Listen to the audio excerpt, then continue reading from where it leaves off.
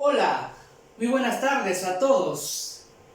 Espero que se encuentren bien y ya entramos a esta séptima sesión de nuestro curso de Antropología Filosófica y Teológica. Les saludo a todos ustedes desde la ciudad de Chota, desde la Oficina Diocesana de Educación Católica. Un saludo para todos ustedes. Como podemos notar en nuestro tema, se titula La providencia y el designio de Dios. Vamos a tratar 3 puntos. Punto número 1, Dios conoce y ama a sus criaturas. En el punto 2 vamos a tratar la providencia y la predestinación. En el punto 3 trataremos cuál es el misterio del mal. Y en el punto 4 trataremos Cristo en el centro del designio de Dios. Después de haber establecido una serie de ideas fundamentales acerca de la creación, es preciso hablar de la providencia y el designio de Dios sobre el mundo. Es decir, ya hemos hablado de la creación, hemos hablado ya acerca del hombre, entonces es preciso hablar ahora de la providencia. Como vemos aquí, ante todo se estudia cómo Dios conoce a las criaturas, precisamente porque es su creador. Incluso los futuros contingentes que dependen de la libre voluntad del hombre. También ama a las criaturas con un amor que no es necesario sino libre. Es decir, que Dios no nos ama porque está obligado a amarnos, sino que su amor es por completa libertad. A partir de estos dos aspectos, se puede hablar ya de la providencia, como el orden de las cosas a sus fines, tal como está en la mente de Dios. Por lo tanto, sería la providencia, ¿no? El orden de las cosas a sus fines, tal como está en la mente de Dios. Y segundo, y del gobierno divino de la creación, en el que también intervienen las causas segundas, que en este lugar se debe recordar la enseñanza acerca de los milagros. Es decir, es posible que Dios pueda intervenir en la historia, es posible que Dios pueda intervenir en las leyes naturales, pues aquí estaremos hablando ya de los milagros. No obstante, en el contexto de la providencia y del gobierno divino, se plantea el gran misterio del mal. De hecho, es una pregunta que a lo largo de toda la historia el hombre se ha planteado. El misterio del mal. ¿Por qué existe el mal? ¿De dónde proviene? ¿Qué podemos hacer ante él? ¿Por qué lo permite Dios? Es la gran pregunta. ¿Por qué Dios permite el mal? Aunque se trata de una cuestión a la que nunca podremos responder perfectamente, la última palabra no la tiene el mal, ciertamente. Aunque el mal, lo vemos que invade nuestra sociedad, los corazones, las personas, sin embargo el mal no tiene la última palabra. Sino que la salvación que Dios libremente nos ofrece, mediante la encarnación redentora del Hijo Eterno, que es el centro del designio de la salvación. Por lo tanto, el mal no tiene la última palabra, sino Cristo. Punto número 1. Dios conoce y ama a sus criaturas. Para hablar de la providencia, es necesario comenzar explicando que Dios conoce y ama a sus criaturas. Por lo tanto, esto es importante. Por un lado, Dios conoce las criaturas y por otro lado, Dios las ama y en ese amor hace que se mantengan en el ser. El conocimiento de Dios, ¿cómo es el conocimiento de Dios? Dicho conocimiento está atestiguado por la revelación, es decir, por la Sagrada Escritura sabemos que Dios conoce a sus criaturas, que presenta a Dios dotado de una sabiduría perfecta, así lo presenta la Sagrada Escritura, presenta a Dios con un conocimiento perfecto de la realidad y de las criaturas, que se plasma en sus obras y lo abarca todo. Este conocimiento de Dios abarca toda la realidad del hombre. El magisterio de la Iglesia, es decir, la enseñanza de la Iglesia, recordó en el Vaticano I esta doctrina.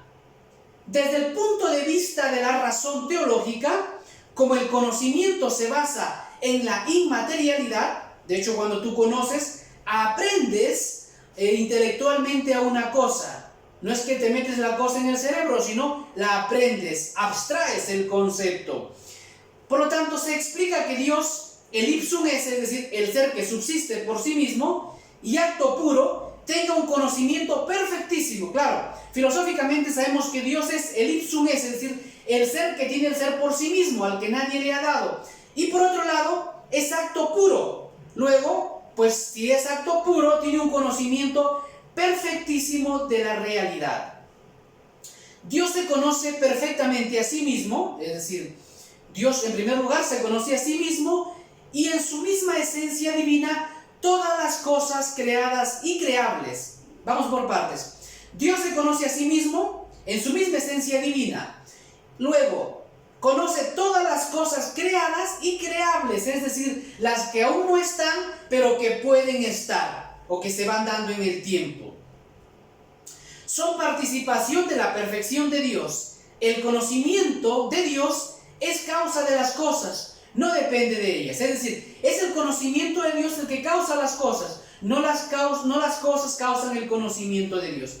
Se extiende a todas las todas las cosas singulares, a las que no son, pero podrían ser. Es decir, hay cosas que no son, pero que podrían ser. Esas también las conoce Dios. Incluso el mal, por la privación del bien que supone. Sabemos que el mal no tiene una realidad ontológica. No existe el mal por ahí andando. El mal es privación de bien. Se suele distinguir el conocimiento de Dios. En el conocimiento de Dios se suele distinguir la ciencia de visión, es decir, acerca de las cosas que han sido, son o serán realmente. Ciencia de visión, conocimiento de las cosas que han sido, son o serán realmente. Y la ciencia de simple inteligencia, que son las cosas posibles, pero que ni han existido ni existirán nunca. Es decir, aquí en el conocimiento de Dios tenemos dos cosas. La ciencia de visión, con las que conoce las cosas que son, que serán, y la ciencia de simple inteligencia, por lo que Dios conoce las cosas que ni han existido y ni existirán siempre, pero Dios las conoce en su misma esencia. No deja de ser complejo el hecho de que Dios conoce incluso el futuro. De hecho, esto es una realidad muy difícil de explicar, porque si Dios conoce los futuros posibles, ¿cómo es posible que actuemos nosotros con libertad? Por lo tanto, esto depende de las acciones libres del hombre. ¿Por qué? Imaginemos, yo de aquí a lo mejor voy a ir a almorzar, pero el almorzar no depende de mi acción libre. Sin embargo, Dios conoce eso. Pero hay que desde aquí matizar ya que Dios conoce todo esto porque Dios está fuera del tiempo y del espacio. En Dios no pasa el tiempo, no hay sucesión de instantes. Porque como decíamos también en alguna ocasión, Dios es la posesión perfecta y sin límites de una eternidad interminable, posesión pura del tiempo. Por lo tanto, en Dios no hay sucesión de tiempos. Por eso todo lo que sucedió, sucede o sucederá, en Dios siempre es un presente actual. Se trata de un misterio en sentido estricto, al que la teología se ha aproximado ofreciendo diversas propuestas. En cualquier caso, la trascendencia divina es que permite acercarnos a este misterio sin que dicho conocimiento suponga la eliminación de la libertad. Hay que dejar claro que aunque Dios conoce las cosas, eso no quiere decir que Dios priva o quita la libertad a las personas. Vamos a ver el punto 1, punto 2. La voluntad. Antes habíamos visto el conocimiento de Dios, ahora vemos la voluntad y el amor de Dios. Respecto al amor de Dios, el otro elemento para hablar de su actuación respecto a las criaturas, hay que decir que recae en primer lugar sobre Dios mismo y se goza infinitamente en dicho amor, de manera infinita y necesaria. Por lo tanto, el otro elemento es el amor, sobre el que Dios pues se ama a sí mismo, de manera infinita y necesaria. Esto supone que Dios no tiene otro fin fuera de sí mismo. O sea, nosotros sí tenemos otros fines fuera de nosotros mismos, no así nuestro Dios. No se puede hablar de un egoísmo trascendental, porque alguien podría decir, pues entonces Dios es un egoísta, porque se ama a sí mismo. No. ¿Por qué no se puede hablar de un egoísmo? Pues en su misma perfección, es la misma perfección la que le hace digno de su propio amor infinito. Es decir, no se puede hablar de un egoísmo en Dios, porque es su propia perfección la que le hace digno de amarse a sí mismo.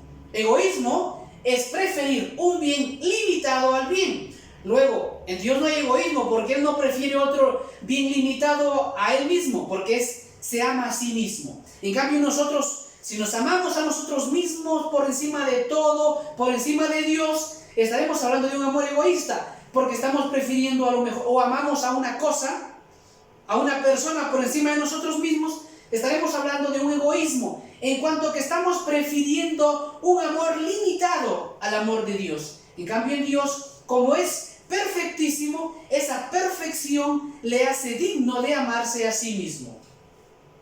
Dios ama a las criaturas, pero su amor no está causado por la bondad de los seres, sino causa la bondad de las criaturas. Es decir, no es que Dios ama a las criaturas porque son buenas. Bueno, los amo a los hombres, a las personas, te amo a ti porque eres bueno. No, es al revés. Es la bondad de Dios, es el amor de Dios, lo que hace digno, es decir, es el amor de Dios lo que hace bueno las cosas. No las cosas son buenas y por eso Dios las ama, sino que al amarlas, Dios las hace buenas.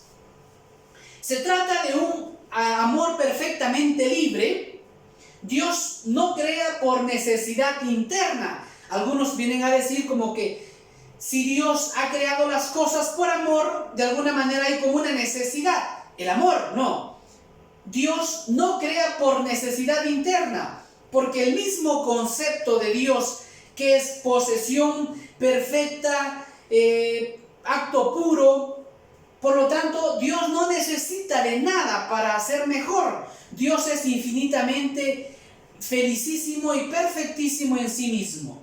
Por lo tanto, no tiene ninguna necesidad, porque si Dios tendría una necesidad, ya estaríamos hablando de una imperfección en Dios que necesita algo.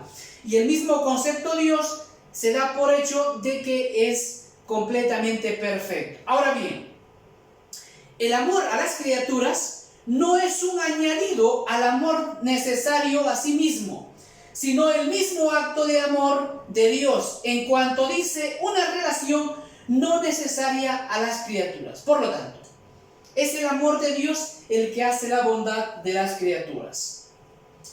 El mundo ha sido creado con la mayor sabiduría y amor posibles, pues no hay mayor amor ni mayor sabiduría pues que las de Dios. Sin embargo, las realidades creadas son mejorables y perfectibles. Es decir, el mundo ha sido creado perfecto, con la sabiduría de Dios, pues no hay amor más grande que la sabiduría de Dios. Ahora, sin embargo, aunque el mundo ha sido creado perfecto, la realidad del mundo es una realidad perfectible, mejorable. De allí que el hombre puede colaborar con Dios en este sentido, en cuanto que puede ayudar a Dios a hacer un mundo mejor cada día.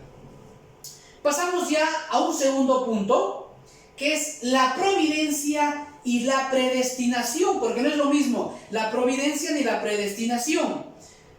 Después de hablar del conocimiento y el amor, se puede tratar de la providencia divina, a partir de la definición que da Santo Tomás, que la entiende como la razón del orden de las cosas a sus fines, que preexiste en la mente de Dios. Por lo tanto, así habla Santo Tomás de la providencia, la razón del orden de las cosas a sus fines, que preexiste en la mente de Dios. La providencia divina, con más detenimiento.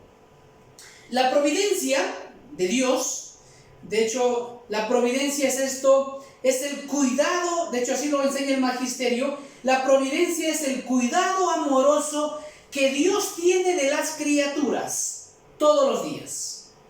La providencia supone la sabiduría y la prudencia de Dios, así como la ley eterna y la ley natural. Por lo tanto, esta providencia de Dios supone, por un lado, sabiduría de Dios, ley eterna y ley natural. Estas distinciones se dan ciertamente en nuestra razón, pero pues en Dios se identifican en lo mismo. La providencia preexiste eternamente en la mente de Dios, mientras que el gobierno divino se realiza en el tiempo. Es decir, la providencia de Dios preexiste en la mente de Dios, pero el gobierno divino es lo que se da ya en el tiempo, en las cosas, cada día.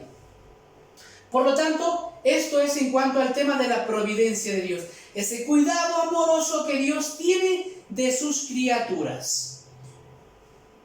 Pasamos al 2.2, el gobierno divino de la creación y los milagros. Por un lado está la providencia que se realiza en la mente de Dios, y por otro lado está el gobierno divino que se realiza en el tiempo y los milagros. Vamos a ver, las criaturas actúan verdaderamente bajo la moción de la causa primera, es decir, el inicio de nuestro movimiento, en el inicio de nuestro movimiento, de hecho así lo dice Santo Tomás, está Dios, y el fin de nuestro movimiento hacia donde nos dirigimos también está Dios. Es como decir, la causa de tu movimiento es Dios y también hacia donde se dirige. Por lo tanto, ya todas las criaturas actuamos movidos por esa causa primera. Son verdaderas causas, y en ese sentido vamos a ver, las causas segundas colaboran con el gobierno de Dios. Fíjense, las criaturas actúan verdaderamente bajo la moción de la causa primera. Es decir, nosotros actuamos libremente, pero movidos por la causa de Dios. Ahora, sin embargo, somos también nosotros verdaderas causas, y en ese sentido vamos a colaborar con el gobierno de Dios que se realiza en el tiempo. Dado que ni las causas segundas ni su orden son algo absoluto, es posible que en determinadas ocasiones ese orden resulte alterado por la causa primera directamente, y en ese caso nos encontraríamos ante los milagros. Es decir, claro, el milagro sería como la intervención de Dios para encauzar ciertas leyes. Por ejemplo, en un cáncer, ¿cuál sería el milagro en un cáncer? A lo mejor las células ya se han degenerado, están pues destruidas. ¿Qué sería el milagro en un cáncer? Sería la intervención de Dios para ordenar esas células que a lo mejor ya están destruidas. La intervención de Dios hace que vuelvan a tomar su causa normal. Entonces, de alguna manera, está actuando Dios directamente, por decir de alguna manera, como que se está saltando las causas naturales. Ahora, en planteamientos, a lo mejor en el que no coincide que Dios pueda intervenir en la historia, no es posible los milagros. En esos inmanentismos en los que Dios no puede intervenir, pues no es posible los milagros. Sin embargo, Dios, claro que puede actuar directamente, a veces saltándose las causas segundas. Aunque por lo general veíamos, ¿no?, cómo Dios, Jesucristo, cuando hacía los milagros, utilizaba la materia, por ejemplo, para curar a un sordo, a lo mejor utilizaba barro, utilizaba saliva, utilizaba ya los medios y la naturaleza. Pero, en el tema, por ejemplo, como dice aquí, en ocasiones ese orden resulta alterado, es decir, ese orden natural, las leyes que Dios ha puesto en la naturaleza, a veces se ve alterado por la intervención directa de Dios. Por lo tanto, eso sería un milagro. De alguna manera, Dios interviene directamente para encauzar a lo mejor células muertas o lo que esté pasando. Como digo, esto es posible en planteamientos que aceptan que Dios interviene en la historia y puede intervenir en nosotros. En planteamientos que no admite esto, es imposible. Pues Dios emplea para llamar la atención del hombre ofreciendo signos que le ayuden a su fe. De hecho, los milagros que Jesús hacía eran manifestaciones o de su divinidad para manifestar quién era, pero también los milagros vienen en la ayuda de la fe de las personas, para que viendo el milagro, pues se acerquen a Dios. Ahora, no siempre funciona así, porque muchos observaron los milagros de Jesús y no por ello todos se convirtieron y creyeron. 2.3, vemos la compleja cuestión de la predestinación. Es un tema también muy complicado, es decir, el tema de la predestinación, si estamos destinados a algo. La predestinación es la presciencia y la preparación de los beneficios de Dios con los que ciertísimamente se salvan todos los que se salvan. Así lo decía San Agustín. La predestinación es la presciencia, es el conocimiento de Dios, y la preparación de los beneficios de Dios con los que ciertísimamente se salvan todos los que se salvan. O el plan de transmisión de la criatura racional al fin de la vida eterna que preexiste en la mente divina, como le dice Santo Tomás. Por lo tanto, no estamos hablando aquí de un destino, es decir, se utiliza, estás destinado a morir de esta manera, estás destinado a que te aplaste un carro, estás destinado a morir ahogado. No se está hablando de eso, la predestinación no es eso, la predestinación es, hay una predestinación en cuanto a que Dios quiere que todos los hombres se salven, y es decir, Dios quiere la salvación de todos, pero no en cuanto a que estás determinado a morir de esta manera, a hablar de esta manera, no, porque en ese caso estaríamos quitando la libertad. Por eso, no podemos hablar de un fatum ciego, como a veces en el argot popular decimos, no, ya estaba escrito para que muera así. No se puede hablar de eso en ese sentido, porque si no, pues quitaríamos la libertad. Dices, no, ya estaba escrito para que muera atropellado por un carro. No, pues, ¿qué pasa? Que ha habido un imprudente que ha manejado a lo mejor en estado etílico, embriagado, y pues te ha atropellado. Pero no quiere decir que estés destinado a eso. Ahora, ciertamente Dios conoce aún los futuros contingentes, los futuros posibles, pero ese conocimiento no quita la acción libre de las personas. Por lo tanto, vamos a hablar de predestinación en el sentido de que todos estamos llamados a salvarse. Dios quiere que todos los hombres se salven, como dijimos, y así los que se salvan lo hacen por la gracia de Dios, y los que se condenan por culpa propia. No hay predestinación al pecado. Es decir, no podemos hablar de que estamos unos predestinados a salvarse y otros, predestinados a condenarse. No podemos hablar. Los que se salvan lo hacen por la gracia de Dios y los que se condenan por culpa propia. Algunos han explicado la gratuidad de la predestinación situándola antes de la previsión de los méritos, los tomistas, congruistas, y otros molinistas puros han preferido hablar de predestinación post previsa mérita, es decir, viendo ya los méritos que vas a tener. Y los molinistas, pues, de otra manera. Los molinistas, por ejemplo, aquí sitúan, han explicado la gratuidad de la predestinación situándola antes de la previsión de los méritos. Los tomistas es antes de los méritos y los tomistas, antes, y los molinistas después. Bueno, son formas de explicar cómo es el tema de la salvación. No tiene tanta importancia en este sentido. Lo que sí hay que dejar claro es que hay predestinación a salvarse, pero no a condenarse. Por eso en ese sentido hablamos entonces de predestinación. Recuerden, hay que dejar claro esto, no hay predestinados a condenarse. Dios quiere que todos los hombres se salven. Si te condenas es por tu culpa, no porque Dios te ha determinado a eso. 1.3 vemos, por lo tanto, el tema del misterio del mal. La revelación nos presenta la creación como algo muy bueno, mientras que el mal entra en el mundo por la actuación de las criaturas. Entonces, la revelación nos presenta esto como la creación como algo bueno. De hecho, este estribillo que se va repitiendo de manera constante en el Génesis, y vio Dios que era bueno, y vio Dios que era bueno, y vio Dios que era bueno, y cuando crea al hombre, y vio Dios que era muy bueno. Por lo tanto, la revelación nos muestra que el mundo, la creación, es algo bueno. Mientras que el mal, nos deja claro también los primeros capítulos del Génesis, el mal entra por culpa del pecado, y así lo habíamos visto ya, y por esa actuación libre del hombre. Y por lo tanto, esto en la revelación. Los diversos males. El mal se ha de considerar como una privación de bien. O sea, ¿qué es el mal? El mal no tiene una realidad ontológica. No es algo que existe por ahí caminando. No. El mal es privación de bien. Por lo tanto, es especialmente llamativo el mal moral, que se origina por la libre elección del hombre y del ángel. Es decir, podemos hablar de males físicos.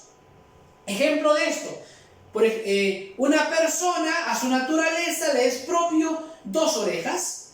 Si nace un niño con una oreja, decimos en este sentido que es un mal físico, en sentido que a su naturaleza le corresponde 2 orejas y como ha nacido con una, llamamos un mal físico. O no tienes una pierna, un brazo, un ojo. Son males físicos. Pero el mal más grave, el mal más grande en este sentido es el mal moral, que se origina por la acción libre del hombre y del ángel, es decir, la condenación. Por lo tanto, diversos males, el mal físico, el mal moral, pero a veces el mal físico de alguna manera, claro, es de lo que más nos quejamos. Del mal moral a veces nos da igual, que perdamos o no la amistad con Dios, algo que es equivocado. Pero nosotros, personas a veces muy materialistas, metidas en el tiempo, lo que más nos interesa es el mal físico. Por eso vemos hambre, vemos enfermedad y decimos, ¿cómo es posible que Dios permita todo esto? Es decir, nos alteramos más ante un mal físico y nos da igual que una persona se condene o viva alejada de Dios, que es el mal más grande, y el mal físico no. Entonces, ciertamente el mal físico de alguna manera es necesario. Por ejemplo, si hay dolor, ¿qué pasaría si no tendríamos dolor? Podemos a lo mejor cortarse, desangrarse y no darnos cuenta y nos morimos. En cambio, de alguna manera ese dolor, que es un mal físico, podemos llamarlo, de alguna manera nos ayuda a cuidar nuestra vida, a darnos cuenta que algo no funciona bien. O luego, todos los males que vemos en nuestra sociedad actual, de alguna manera lo que hace es un llamado de Dios a que tú salgas pues de ti mismo, como esa persona que dijo, Señor, pero ¿cómo es posible tanto hambre, niños sufriendo? Y Dios en su corazón le habló, yo ya hice algo, te creé a ti, he creado tus manos, tus ojos, haz algo. Entonces, claro que el mal físico de alguna manera ayuda y es como necesariamente nos ayuda pues a que salgamos de nosotros mismos. Por lo tanto, existe males físicos y males morales, pero el mal moral es el más grande. Dios y el mal. Dios nunca es causa del mal, ya habíamos dicho, el mal es consecuencia del pecado, Dios no causa el mal. Y a veces se habla de un Dios bueno, un Dios malo, como en filosofías a lo mejor dualistas, no es así. Aunque su providencia no siempre impida que las criaturas lo cometan por su libre defectibilidad, es decir, Dios permite que a veces libremente nosotros nos apartemos de Él y hagamos lo que querramos. Ahora, Dios no lo impide porque, aunque lo permite de alguna manera, no es que lo quiera, Dios no quiere ese mal, Dios no quiere el mal de nadie, ni tu mal tuyo, pero de alguna manera lo permite porque pues no quiere privarnos nuestra libertad. La permisión divina del mal se da en razón de algunos bienes que pueden seguirse de ese mal. Es decir, que Dios permite a veces males físicos para sacar un bien mayor y más abundante. Por ejemplo, se ha dado muchas veces que ante una enfermedad la persona se ha acercado a Dios, porque a lo mejor ha estado metida en sí misma, en sus cosas, y ha sacado a Dios de sus esferas.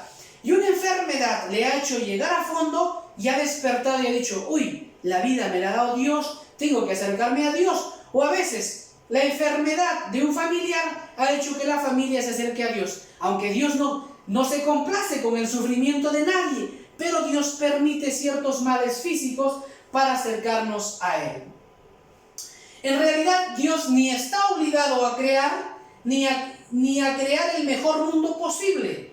Noción que es una noción contradictoria, es decir, ¿este es el mundo el mejor mundo o hay otros o Dios pudo crear otros mundos. Eso es contradictorio, ¿eh? Ni necesariamente es mejor el mundo en el que no existe el mal y haya bienes menores. Es decir, no, sería un mejor mundo si Dios hubiese creado un mundo sin males. Esto es teología ficción. En el pensamiento contemporáneo se ha usado el argumento del mal contra la existencia de Dios. Es decir, muchos han dicho, no, Dios no existe porque existe el mal. Alguna vez me dijeron, no, Dios no existe porque hay hambre, porque hay violaciones, porque hay guerra. Yo le digo, un momentito, tú al decirme que hay mal, hay guerras, hay hambre, me estás demostrando que existe el mal, que existe la guerra, el hambre, las violaciones, pero no me estás demostrando que Dios no existe. Entonces hay que ser astutos. Alguien que te dice, no, Dios no existe porque existe hambre. Perdón, me estás demostrando que existe hambre, pero no me estás demostrando que existe Dios. Me estás demostrando que hay hombres que no comparten, que no son solidarios, pero que no con eso que Dios no existe. El mundo contemporáneo ha utilizado este argumento del mal para negar la existencia de Dios, cosa que es ridículo, ¿verdad? O se ha imaginado un Dios impotente frente al mal, decir, mira, si existe Dios, pero es un Dios impotente, inútil, que no puede hacer nada para librar esto. No, Dios puede hacerlo. Sin embargo, si haría eso, nos estaría quitando nuestra libertad. Y Dios quiere que nosotros actuemos libremente.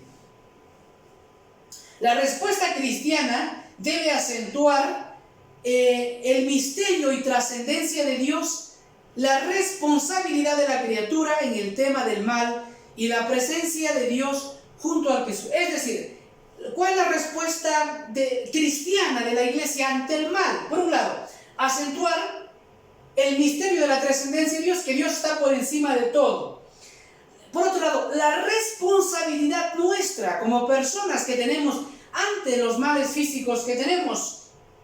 Y por otro lado, hay que dejar claro que Dios camina junto al que sufre, que Dios no es indiferente a tu sufrimiento ni al sufrimiento de cada persona. Cuarto punto, tenemos Cristo en el designio de Dios. La revelación y la tradición de la iglesia. Es decir, ¿cuál es la presencia de Cristo? Cristo en su naturaleza divina, como verbo, ha entrado en la historia mucho antes de la encarnación, pues ha creado todas las cosas. ¿Qué quiere decir esto? Que ciertamente Cristo en cuanto hombre, pues ha entrado en la historia hace más de 2000 años, pero en cuanto verbo eterno, Cristo es eterno, ha existido desde siempre. Pues de hecho, el Evangelio, el prólogo de San Juan dice, existía antes de tiempo, estaba junto a Dios y era Dios. Entonces, ha existido. De hecho, por Él fueron creadas todas las cosas, como dicen también los himnos.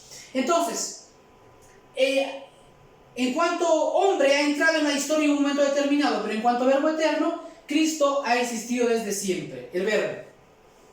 También, en algunos textos paulinos aparece el primado de Cristo sobre toda la creación y a la vez el hecho de que la encarnación se ha producido para salvarnos del pecado. En ese sentido, por lo tanto, la encarnación, ¿para qué se ha dado? Para ser redimidos nosotros. Los motivos de la encarnación, es decir, ¿para qué o por qué se ha encarnado Cristo? ¿Por qué se ha hecho carne el verbo eterno? Se podría decir que en el orden del fin, que contempla la comunicación del bien, lo primero que Dios ha querido es la encarnación. Es decir, en cuanto al fin, lo primero que Dios ha querido es la encarnación.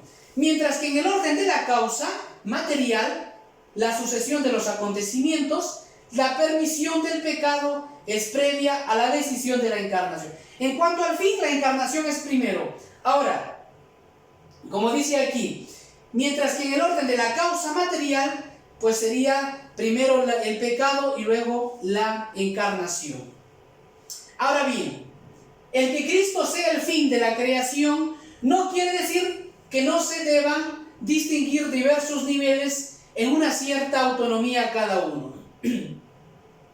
Se suele distinguir el orden de la creación, se suele distinguir el orden de la creación o de la naturaleza, el orden de la gracia, que supone una participación de Dios en sí mismo, y el orden hipostático, que se da en Cristo con una unión del todo particular entre la humanidad y la divinidad. ¿Qué quiere decir esto? Que hay que distinguir, por un lado, lo creado en el orden natural, hay que distinguir el orden de la gracia, lo sobrenatural, y en cuanto que se habla, pues, de Cristo, en la unión hipostática, que solo la tiene Cristo.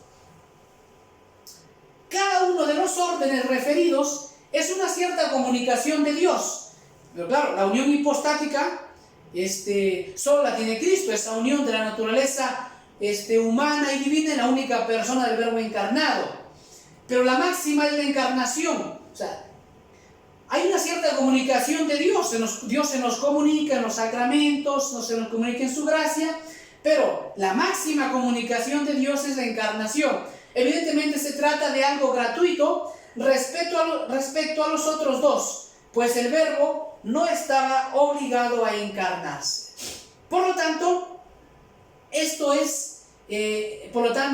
los motivos de la encarnación, es decir, en definitiva, en resumen, ¿para qué se ha encarnado Cristo? Para redimirnos y para rescatarnos del pecado.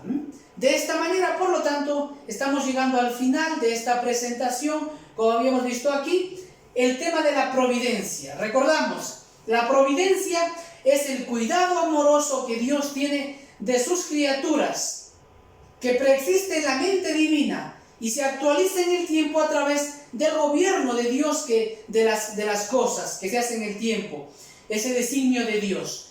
Dios ama a sus criaturas no con un amor obligatorio, sino libremente, y ese amor es el que causa la bondad de las criaturas. No hay predestinación a condenarse, hay predestinación a salvarse. No es que estamos predestinados a condenarse. El misterio del mal, Dios permite el mal físico para acercarnos a Él, para sacar bienes mayores, pero el mal moral, que es el mal más grande, pues Dios también, no es que lo quiera, pero lo permite porque no quiere quitarnos nuestra libertad, si no seríamos títeres. Porque uno dice, no, pero mejor que Dios quite esto y así ya somos buenos. En ese sentido no podemos hablar ya ni de mérito. Y por otro lado, Cristo es el centro del designio de Dios. Es decir, Cristo es el principio de la historia, Cristo es el centro y Cristo es el fin. O como se dice, Cristo es el alfa y el omega, el principio y fin. Por lo tanto, que esta providencia de Dios, ese cuidado amoroso de Dios, también llegue a todos ustedes. Muchas gracias, bendiciones para todos.